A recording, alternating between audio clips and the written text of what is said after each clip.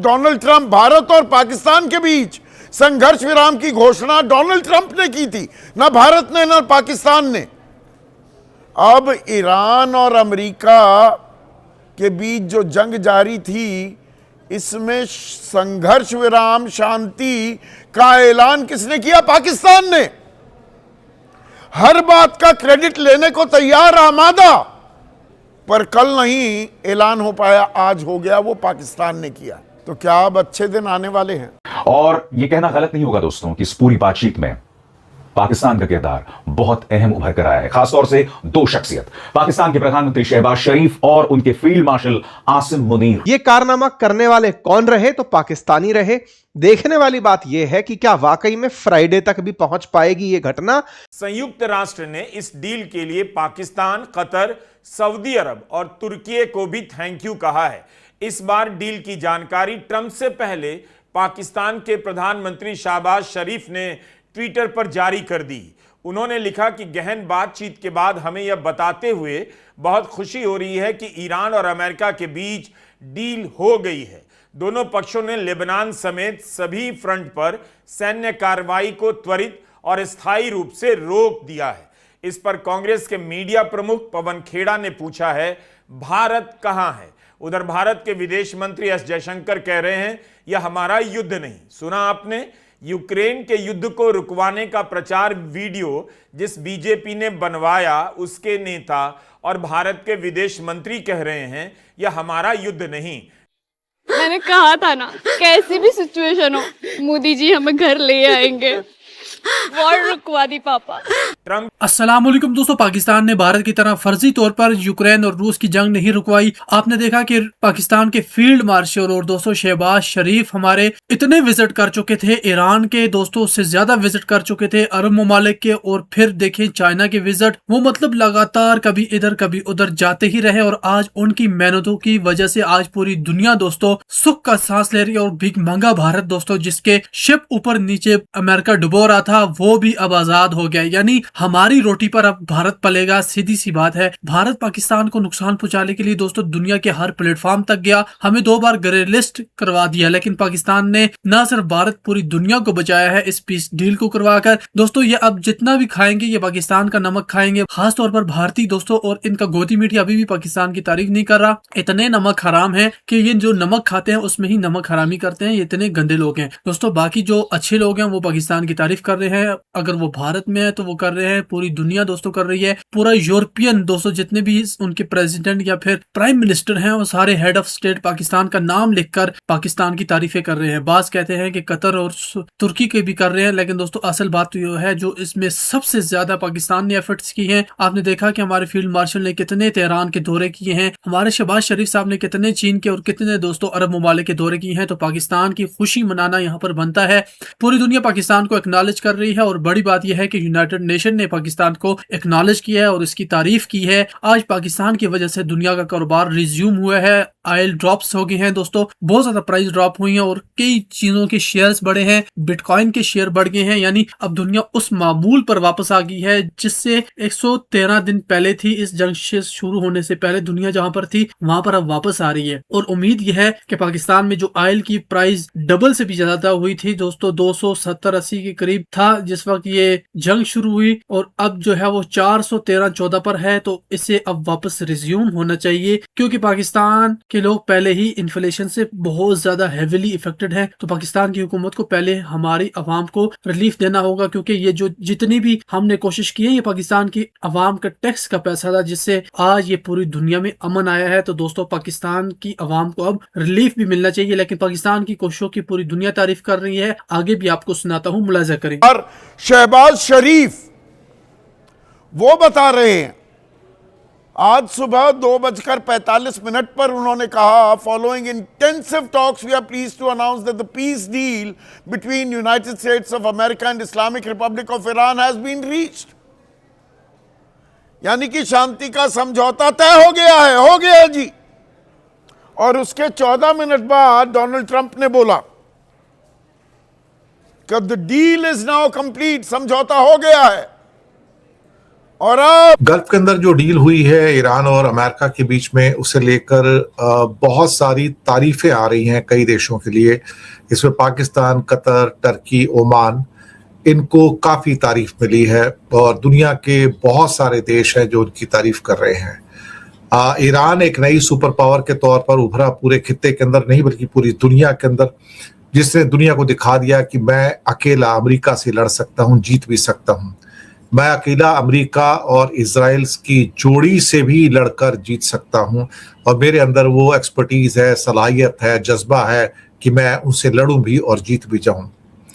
ये सबक है दुनिया की बहुत सारी पावर्स को, जिन्होंने अमेरिका के सामने घुटने टेक गए। भारत की सरकार, मोदी सरकार ने भी घुटने टेके, इसमें कोई शक वाली बात नहीं।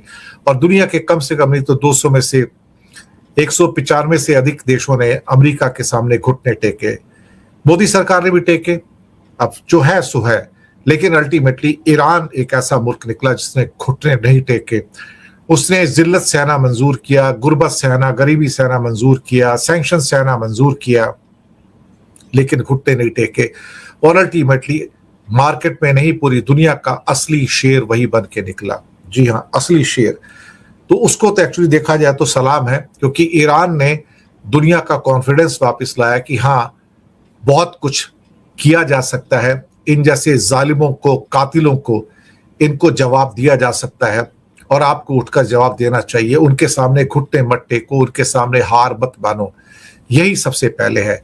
और ये सबक मोदी सरकार के लिए भी है कि आपने जिस ढंग से घुटने टेके, जिस ढंग से अमेरिका और इजराइल की गोदी में जाकर बैठे, आपने ना सिर्फ भारत का अपमान किया, भारत के 140 करोड़ लोगों का अपमान किया कि हमारी खुददारी को, हमारे आत्मसम्मान को उससे चोट पहुंची। लेकिन अल्टीमेटली बधाइयां यहाँ पर हिंदुस्तान को नहीं, बधाइयां पाकिस्तान को, टर्की को, सऊदी को, ओमान को और ऑफ कोर्स पाकिस्तान को मिली। यहाँ पर दुनिया के अधिकतर लीडरान ने, जिसपे फ्रांस भी है, जर्मनी भी है, साथ में आपका ब्रिटेन भी है और कई और देश हैं, साथ में इटली की जो प्राइम मिनिस्टर मेलानी है, उन्होंने भी बहुत तहे दिल से सबको क्या कहते हैं कि कॉन्ग्रेचुलेशंस किया। पाकिस्तान को खास तौर से उन्होंने कॉन्ग्रेचुलेट किया, कतर को कॉन्ग्रेचुलेट किया कि आप लोगों की वजह से ये हो पाया है।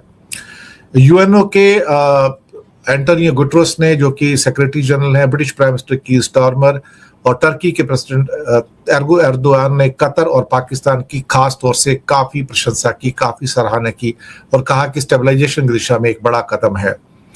गवर्नमेंट ऑफ इंडिया यानी कि मोदी जी ने शांति समझौते का स्वागत किया, लेकिन किसी को क्रेडिट नहीं दिया, यहाँ पर किसी का नाम नहीं लिया कि किसने काम किया।